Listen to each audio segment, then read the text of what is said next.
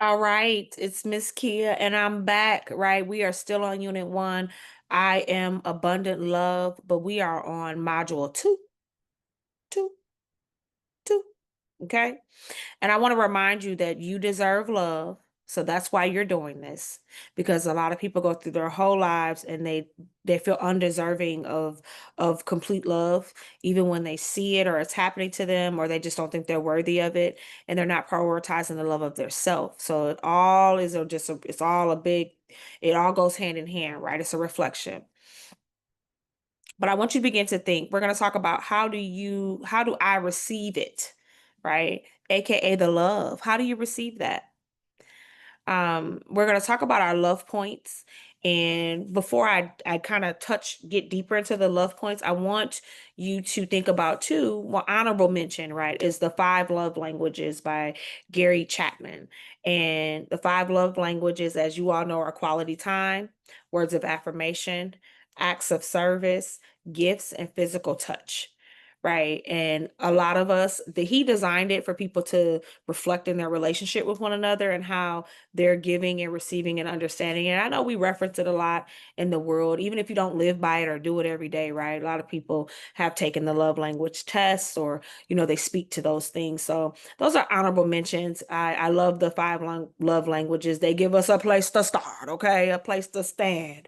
And so with me, with the Love Initiative group, we have what are called the love points, and there's about seven of them. And so we're gonna go over the first four or five of them right now, and then the remaining two, yeah, it's five now, and then the remaining two will what you'll hear about in module 3, right? Because they get deep, they get detailed, and oh my God, right? So I'm going to touch on them, but I want you to walk through these pages, and then I want you to journal it, write this stuff down. This is going to help you begin to know more about you, understand more about you, because there's going to be things that we have in common and that are common ground for our beliefs and our morals and how we operate. And then there are going to be the things that we just do different from one another, right? And there's nothing wrong with that. You have to though know who you are to be able to articulate that and advocate for yourself and to speak to what love looks like for you, right? So, all right, get into these love points. Number 1, connect to a higher power. And I want you to think about, do you know your life's purpose? Why are you here? I can share confidently that I know that my life's purpose is changing people's lives. God gave it to me years ago. I was in my 20s at this point, almost 20 years ago. And it clicked for me and he spoke to me and I wrote it out. And ever since I recognized that thing and I was riding that thing out, keep sharpening it and circling back to it, everything kept just glory to glory, kept expanding for me in my life. And I know that whether I sit down and I'm coaching them, right? Or they're my family member and I'm just exposing them to a new opportunity, right? I'm giving them knowledge. If they're a young person, I'm teaching them something. Even if I encounter them for 1 minute, 5 minutes, one encounter is a time that I have to change their life. It doesn't have to get all deep. Sometimes it's putting a smile on their face. And I know that that's my purpose. And if I can connect it to that, then I know that I'm doing it. It'd be like bingo, right? So I want you to think about, why am I here? Many people turn to a higher power to find answers to life's biggest questions. And this requires self-awareness, self-reflections, and a foundation of morals and beliefs. So you get to unpack yours. A connection to the creator can keep a sense of direction and deeper meaning of your life. Take that in. Was you writing when I was talking? You should have been. So write some stuff down. We're going to take a deep breath in between each one, right?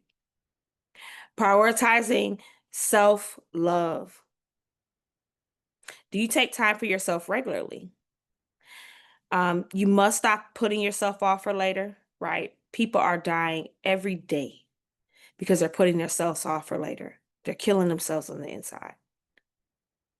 In order to operate from a healthy place of love, you have to consider yourself and create habits that support it. So self-love sets the standard for how others treat you. When you love and respect yourself, you naturally set boundaries and expect the same from others. Without self-love, it's easier to tolerate mistreatment or stay in toxic relationships, not just romantic relationships. Any relationship in your life can be toxic, or any relationship in your life can turn sour, right? Just due to just staying too long. Also remember too, stress is the number one killer. People are dying every day because they're stressed. Even when you say, I'm not stressed, I'm not tripping, I'm not, right? It can still be eating you up inside because that's just how the body operates.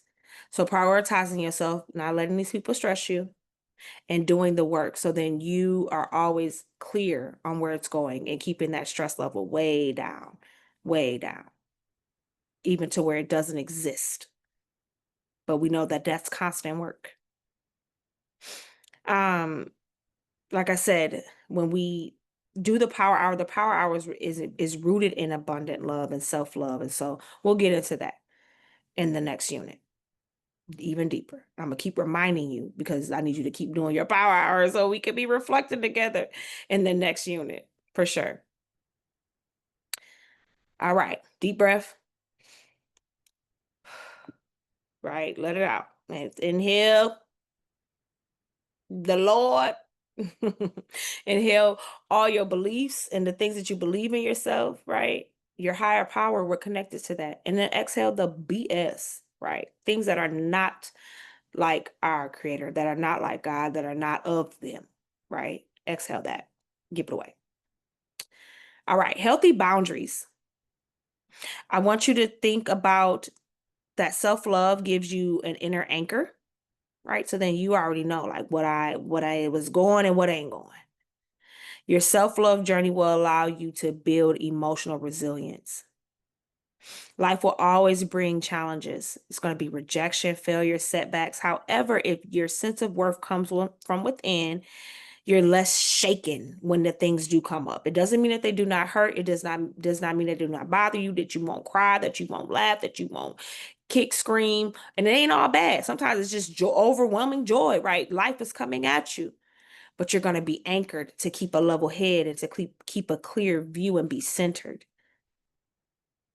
So I want you to think about that. When life gets to life, and you must have the healthy boundaries in place for your relationships with yourself, boundaries with yourself and others. Believe it or not, you're going to have some boundaries with yourself, not just other people.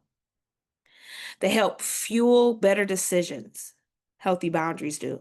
And when you value yourself, you're more likely to make choices that support your well-being, whether that's saying no, um, and no, say it with me, no, no, no. Complete sentence. You don't have to over explain yourself to everybody why no. Some people you will, your family, like, hey, no, because XYZ. But other than that, though, that's because I want to. Because realistic, real life, like NO, period, is done. Um, and so you have to begin to take that time. You have to know what is for you. And just uncovering, right? Discovering how do you create boundaries? Sometimes it's hard to say no to right people. I know one of the biggest boundaries for myself, just sharing with you, is telling people give me time to think about it or I'll get back to them, right? At least give me 24 hours. Like give me a wake up, like a today and a wake up. Because sometimes I'm overwhelmed, I'm overstimulated. It's too much. You got your lack of planning has now become you're trying to make it my emergency. And things will happen that'll be emergencies, but not everything. If it's always an emergency with you, I need you to go reflect, right? But if I can go to sleep and then wake up, right, pray on it, ask God for some guidance. When I wake up in the morning, when I say sharpshooter, get right to it, right? It's happening and it's coming at me fast and I have a lot of clarity. So that's one of my boundaries. Might be different for you, but that's what works for me. Just an example. Now, I want you to think about too, your elders and wisdom. I want you to take time to just read through that, right? Are you a good listener? Were you hard-headed growing up? I know my grandma always told me, your head's so freaking hard. I can hear her now. And she was right, right? But then I had to learn, right? Because that's a part of our development, right? When they teach us, when your elders are talking, you gotta listen. That'll save you sometimes a world of just headache and trouble and just turmoil, right? You can't figure it all out alone. You don't have everything into this brain. You might be a very smart, intelligent woman, right? Being, right? However, you don't know everything, right? So you can learn. And oftentimes through our elders, they have accumulated so much of life's experiences and push through, right? It's not just all about it's the educational piece of it, right? And then it's just living life, right? Living this stuff that we talked about. Yeah, they tell you live a little longer, baby. Keep on living, all those things that they would say to us growing up. And a lot of the times that stuff don't make sense till later on. But understanding that that wisdom is there to be able to help prepare you for your greater self. You don't have to touch the fire to know that it's hot. So anytime you can get an elder, or even as they're giving wisdom, you're developing wisdom too. So now you're giving wisdom as an elder, or even just as a person that made a wise decision. Again, thinking things through. People that have been through a lot of things in their life are such a blessing to me, because those people they've experienced is hands on. They ain't read it in the book. It was hands on. And they're telling you what they know. Anybody can be used to give you a good word, I swear. But they have a lot of insight, um, emotional intelligence, right? And just understanding of how human nature works when you think about wisdom. And elders often have this time or this type of wisdom, or have wisdom, great wisdom, and things to share because they've experienced a lot. Believe it or not, experienced a lot. Keep on living. Um, those who master the skill of giving and receiving wisdom find themselves light years ahead of those who just simply don't want to listen. Sometimes just be quiet, just listen. You don't have to take it all with you when you go. But I guarantee you, if something's going to be, even if you flip that thing, like, you know what, you said it to be negative, but I don't flipped it to be positive. Let's roll. It's a great thing. So take some time to write down, are you receiving wisdom, Will? Do you even have elders in your life that you're listening to? I know a lot of times their delivery can be a little, nah, they're a little strong, heavy on it.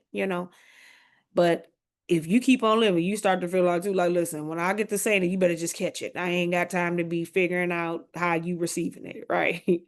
So give them grace, the same grace as we want someone to give ourselves, we give to them. And it's a blessing just to be able to listen and to learn something. It could be something that could change your whole life and whole perspective.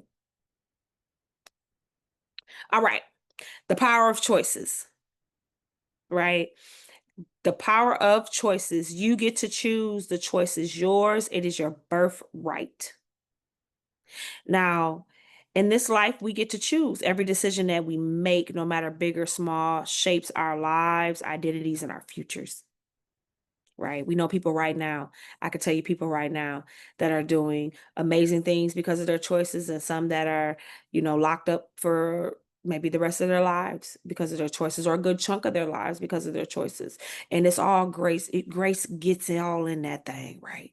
It doesn't make them bad or good and all that. We're not getting into that. We're just saying that, understanding that the power of your choices is there.